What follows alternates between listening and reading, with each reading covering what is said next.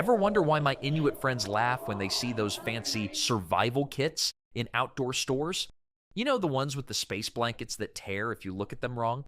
Well, when you live in a place where negative 40 degrees Fahrenheit is just another Tuesday, you learn a thing or two about real survival gear. Let me tell you about Arctic bug-out bags, or as my friend Aklak calls them, Tuesday shopping bags. These aren't your typical throw in some granola bars and hope for the best bags. In the Arctic, a poorly packed bag isn't just inconvenient, it's like showing up to a penguin party wearing shorts. Actually, scratch that. Penguins live in Antarctica. See? Even I make rookie mistakes, and I've been studying this stuff for years. The thing about Arctic survival is that Mother Nature doesn't care about your Instagram-worthy gear. When winds hit 100 miles per hour and can freeze your eyelashes together. And yes, that's a real thing. Learned that one the hard way. You need gear that works. In fact, in some Arctic regions, temperatures can drop so fast that boiling water thrown in the air will turn to snow before hitting the ground. Try that party trick at your next summer barbecue. But here's what makes Inuit bug-out bags truly special. They're built on thousands of years of trial and error. And trust me, in the Arctic, errors tend to be one-time learning experiences. Every item has to earn its place, just like that one friend who only shows up when they need help moving, but at least brings pizza. When it comes to packing these life-saving bags, the essentials aren't what you might expect. Because the way survival shows make a big deal about rolling clothes and vacuum sealing bags. Meanwhile, my Arctic friends just shake their heads.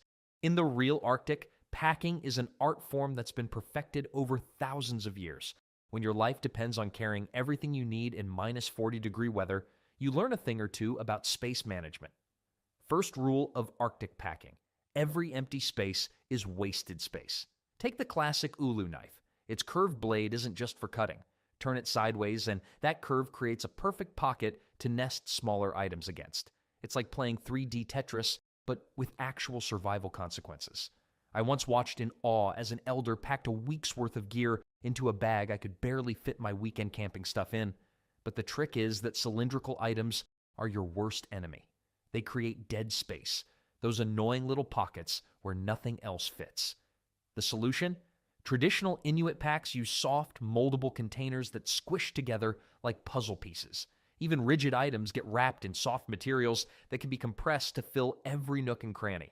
It's like those satisfying videos where everything fits perfectly, except this satisfaction keeps you alive. The genius comes in the layering.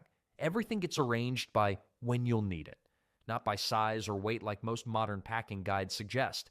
Emergency fire starting materials, always on the outer layer. Spare mittens, right behind them.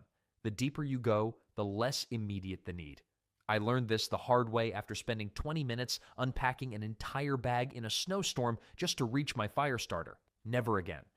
But the coolest part is that everything serves multiple purposes. That sealskin container holding your spare mittens, it doubles as a water bucket when emptied. The leather straps holding your pack together, emergency bootlaces. Even the pack itself can be unfolded and used as a ground cover in emergencies. Talk about efficiency.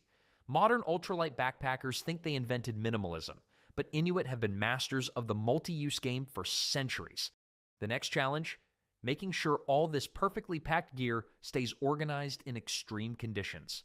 The Arctic is a place of extremes. Temperatures that can kill, winds that howl like nature's own warning system, and terrain that can humble even the most advanced technology. For the Inuit, surviving and thriving in this landscape means customizing every piece of gear to meet the unforgiving challenges of their home.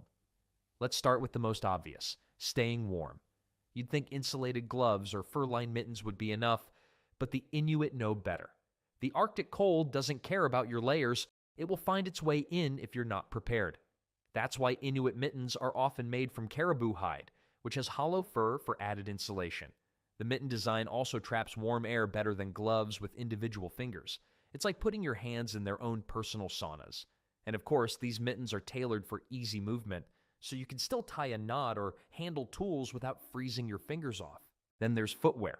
Most people think of boots as just something to keep their feet dry, but in the Arctic, they're more like life support systems for your toes. Inuit boots, or kamik, are typically made from sealskin, which is naturally waterproof. But here's the real genius. They often include an inner lining made from dried grass. Why grass? Because it wicks away moisture and adds insulation. It's a detail so simple and effective that it puts modern synthetic liners to shame. And don't even get me started on snow goggles. No, these aren't your high-tech, anti-fog, UV protective ski goggles. Inuit goggles are made from driftwood, bone, or ivory, with narrow slits carved into them. These slits reduce the amount of sunlight hitting your eyes, preventing snow blindness without the need for tinted lenses. They're lightweight, durable, and surprisingly stylish, if minimalist fashion is your thing. Lighting in the Arctic is another unique challenge, especially during the long, dark winters when the sun barely makes an appearance. For the Inuit, carrying seal oil is a no-brainer. This versatile resource isn't just for cooking or waterproofing, it's also used to fuel traditional lamps called kulak. These lamps provide light, heat, and even a sense of comfort. Imagine packing a source of light and warmth that doesn't need batteries, matches, or even dry kindling. Seal oil is like the Swiss Army knife of liquids. Durability is a recurring theme in all Inuit gear, and for good reason. The Arctic doesn't forgive weak materials. Clothing and equipment are often reinforced with sinew or animal bone, making them stronger and more adaptable. Need a quick repair? A needle carved from caribou antler and some sinew thread are lightweight and can fix everything from torn clothing to broken straps. Even modern outdoor enthusiasts could learn a thing or two about carrying multi-purpose repair kits. Now, let's address mobility. Trudging through snow and ice isn't just exhausting, it's dangerous if your gear slows you down. Inuit gear is designed to be as lightweight as possible while still offering maximum protection. Take their sleds, for example. Traditionally made from driftwood and lashed together with sinew, they're built to glide smoothly over snow and ice. But here's the catch. Every sled is tailored to the terrain it's meant to cross. Steep slopes? The sled will be narrower for better maneuverability. Flat ice fields? Wider for stability? It's not one size fits all, it's one size fits the landscape. Even the color of their gear has a purpose. Light-colored clothing blends in with the snow, making hunters less visible to their prey. Meanwhile, darker items absorb sunlight, providing a bit of extra warmth. It's the kind of detail you might not think about until you're out there freezing your eyelashes off and wishing your coat could double as camouflage. But the true genius of Inuit gear lies in its balance of tradition and innovation. While many of these techniques have been passed down for generations, the Inuit aren't afraid to adapt. Modern materials like Gore-Tex and lightweight metals sometimes replace traditional ones, but the underlying principles remain the same. Work with the environment, not against it. Everything in their gear serves a purpose, and every piece is tailored to the Arctic's unique challenges. But gear alone isn't enough. In a place this extreme, you also need food that won't just keep you alive, but will fuel your survival. Survival in the Arctic starts and ends with food security. The Inuit have spent centuries perfecting how to pack and preserve food in an environment where temperatures can drop so low that even your breath seems to freeze midair. What they've developed is a system that balances practicality, ingenuity, and a deep respect for nature. Let's talk about seal fat, a cornerstone of the Inuit diet and the ultimate survival superfood. In most places, fat turns rock solid in freezing temperatures, making it hard to use without some serious thawing. Not seal fat, though. It remains soft and pliable even when the Arctic landscape becomes a freezer. Why is this important? Because it's incredibly calorie-dense and easy to eat, even on the move. Imagine hiking through a blizzard, reaching into your pack, and pulling out a piece of fat that gives you the energy to keep going. For the Inuit, seal fat is the Arctic's answer to a high-performance energy bar. It's simple, effective, and doesn't come with any plastic wrapping to throw away afterward. Then there are the berries, tiny nutrient-packed powerhouses like crowberries and cloudberries. These berries are a bit like nature's multivitamin, rich in antioxidants and essential nutrients. The Inuit would dry them carefully to extend their shelf life, ensuring they had a burst of flavor and nutrition on hand. But they didn't stop there. By mixing these berries with seal fat, they created a paste that was both practical and packed with energy. It might not win any awards for taste, but when you're battling sub-zero temperatures, you're not picky about Michelin stars. Dried fish, especially Arctic char, is another staple in Inuit food packs. This isn't your average jerky, though. The drying process locks in nutrients while making the fish light and easy to carry.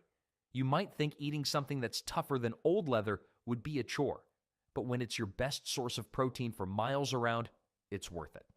Fun fact, dried Arctic char has been found stored for over a year, still perfectly edible. It's a survivalist's dream. Long-lasting, versatile, and surprisingly nutritious. Now, let's talk about packaging. The Inuit didn't rely on plastic wrap or foil. Instead, they used animal skins, particularly strips of caribou hide. These skins were wrapped tightly around food to create an airtight seal. Not only did this method keep food fresh, but it was also eco-friendly and reusable. Imagine surviving in one of the harshest environments on Earth while simultaneously being better for the environment than most of us are today. Even the way they packed food was strategic. For example, they'd tie small pouches of dried fish to the outside of their packs. This wasn't just for convenience, it ensured they could grab a quick bite without stopping to rummage through everything. Seal fat was often packed in small bone-carved containers that served a dual purpose, keeping the fat secure and functioning as tools or trade items if needed. Every piece of their packing process was designed for maximum efficiency. And while these traditional methods remain impressive, modern adaptations have also found their way into the mix. Vacuum sealing dried fish or using small thermal containers to keep food from freezing has become common. But even with modern tweaks, the principles remain the same. Pack light, preserve well, and always be prepared for the unexpected. Inuit food packing isn't just about staying alive, it's about thriving in one of the harshest climates on Earth. But even with a perfectly packed bag of energy-rich meals, survival depends on more than just food. What you wear, how you layer, and how you protect yourself from the elements can make or break your chances in the Arctic. And that brings us to the next critical piece of the puzzle: mastering the art of layering. In the Arctic, the rule is simple: layer or freeze. The Inuit mastered this rule long before synthetic materials and online shopping made winter clothing a global industry. For them, it's not just about throwing on a heavy coat, it's a calculated system, a fine-tuned science, and occasionally a source of humor when someone gets it wrong. Let's start with the foundation, the base layer. This layer sits closest to the skin and has one job: keep you dry. Wet skin in Arctic temperatures isn't just uncomfortable, it's a fast-track ticket to frostbite or hypothermia. Traditional Inuit base layers are made from caribou hide, turned inside out to let the softer insulating fur sit against the body. The hollow hair fibers of caribou fur aren't just warm, they actively wick moisture away, keeping skin dry even during strenuous activity. Today's moisture-wicking fabrics wish they could perform this well. Moving up, we come to the mid-layer, where warmth takes center stage. Seal and polar bear hides are common choices here, providing both insulation and flexibility. These materials are heavy-duty but not bulky, which is crucial for maintaining mobility. Here's a little trivia. Seal fur is so effective at trapping heat that some Inuit hunters joked about being their own walking saunas after too much exertion. Then there's the outer layer, the fortress against wind, ice, and snow. Inuit parkas, often made from thick caribou or polar bear hide, are legends in their own right. The hood alone is a marvel, with fur trim designed to catch and freeze breath vapor before it reaches your face, forming a protective barrier against frostbite. And here's a clever trick. The hem of the parka is often designed to extend well past the waist, sealing in heat and protecting the lower body from icy gusts. Modern jackets might brag about thermal tech, but they're just trying to catch up to centuries-old Inuit ingenuity. But layering isn't just about wearing a lot of clothes. It's about having the right spares and knowing when to use them. The Inuit always pack extras for emergencies. But here's the catch: spares take up space, and space is limited. This is why they focus on key items like mittens and socks, which are most prone to getting wet. The saying goes, a dry sock is worth more than gold. It might sound extreme, but when a wet sock could lead to losing a toe, the value becomes crystal clear. Let's not forget about accessories. Fur-lined mittens, as mentioned earlier, are practically mandatory. But did you know Inuit mittens often come with a string to loop them around your neck? Losing a mitten in the Arctic isn't just annoying, it's dangerous. And as any elder will tell you, if you drop one mitten, you better drop both. You'll need your hands free to start running back to camp. Even the way they layer is strategic. The Inuit understand that ventilation is just as important as insulation. Too much heat can lead to sweating, and sweat is the enemy. It's why many Inuit garments include features like drawstrings or flaps that can be adjusted on the go.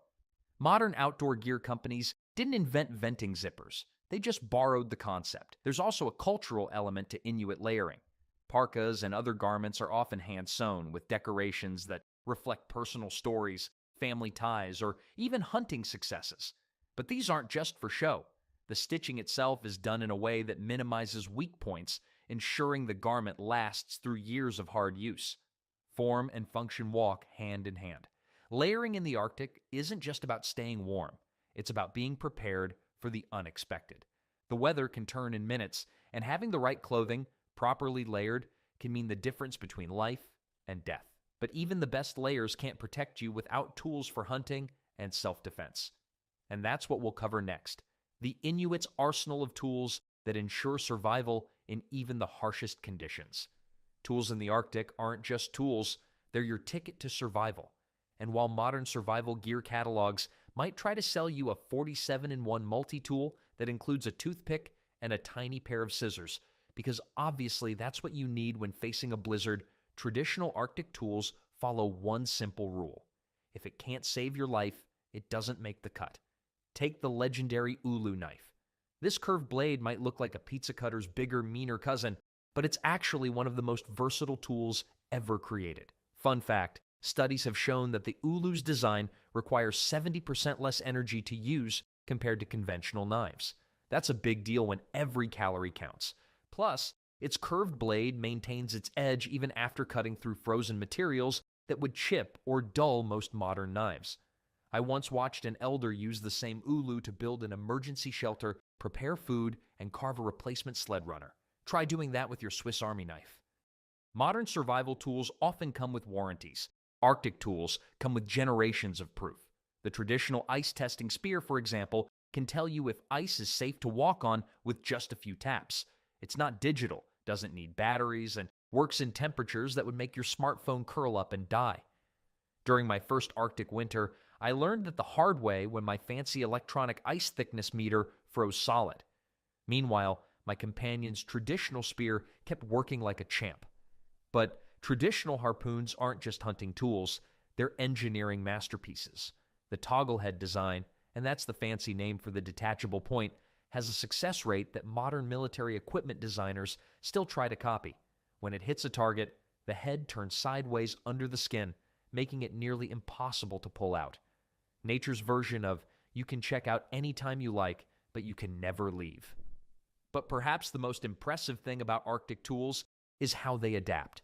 A good snow knife isn't just for cutting snow blocks, it's a measuring tool, a wind tester, and in skilled hands, even a mirror for signaling.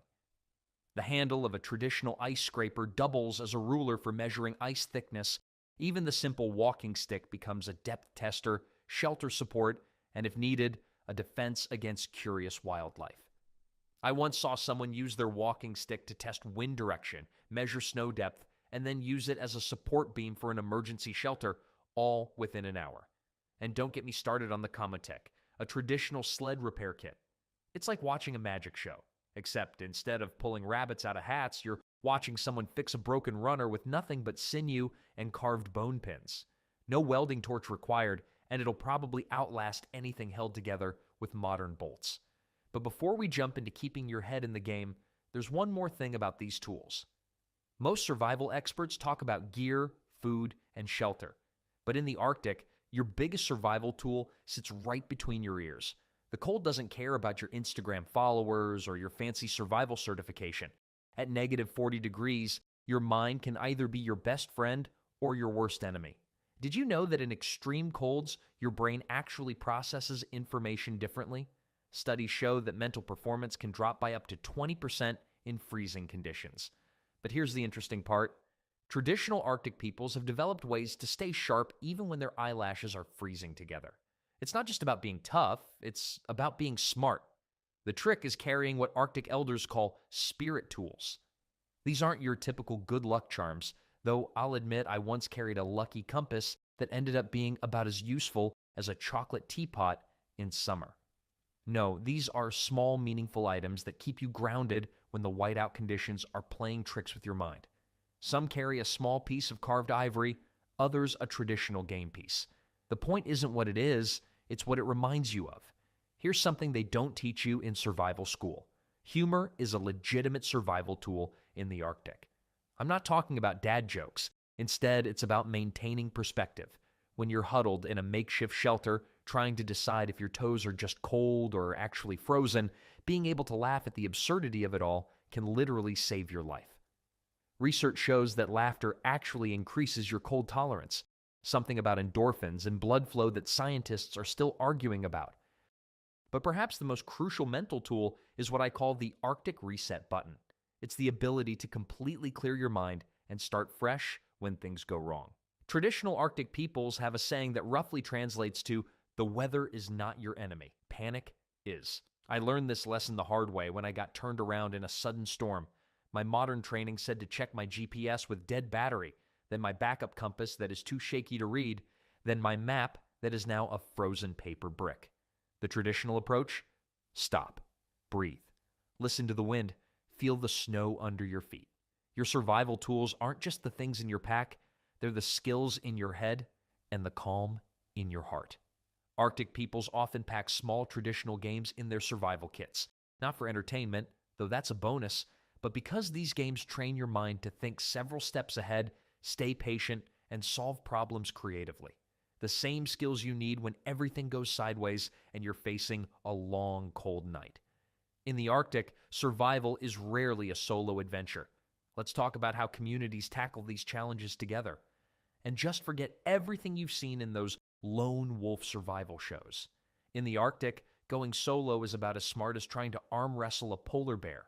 The whole rugged individual thing, that's how you end up as a really cold statistic. Traditional Arctic survival has always been a team sport. In fact, studies of traditional Arctic communities show that groups sharing resources are 75% more likely to survive extreme weather events than those who don't. Makes sense when you think about it. 6 people carrying strategically planned loads can bring way more gear than one person trying to be a hero with an overstuffed backpack. And it's genius how the loads get divided. It's not just about splitting weight equally. It's more like a really cold game of Tetris where everyone's pack has a specific purpose. One person carries extra fire-starting materials for the whole group. Another specializes in repair tools. Someone else might pack extra navigation gear. My favorite, the designated snack carrier, usually the person who's least likely to eat all the emergency chocolate before it's actually an emergency. But it's not just about dividing physical stuff. Each person also brings their skills to the table. There's always someone who can read weather patterns like a book, another who can build a shelter faster than most people, can set up a beach umbrella, and inevitably, someone who can tell the worst jokes at the best times. I once traveled with someone who could predict incoming storms by how their knees felt, laughed at them right up until they saved us from walking straight into a blizzard. This shared approach to survival gear creates a sort of mobile community. If someone's gear fails, there's a backup. If someone gets hurt, their load gets redistributed. It's like having a backup drive for your survival chances. And yes, sometimes it means carrying something you might not need yourself, but next time, you might be the one grateful that someone else packed that extra pair of mittens. This system turns potential disasters into manageable challenges. That time your zipper breaks, someone's got a repair kit, run out of snacks, the group's got you covered unless you're the one who was supposed to pack them, then you've got some explaining to do. And that's what makes these traditional bug-out bags truly special. They're part of something bigger than just personal survival.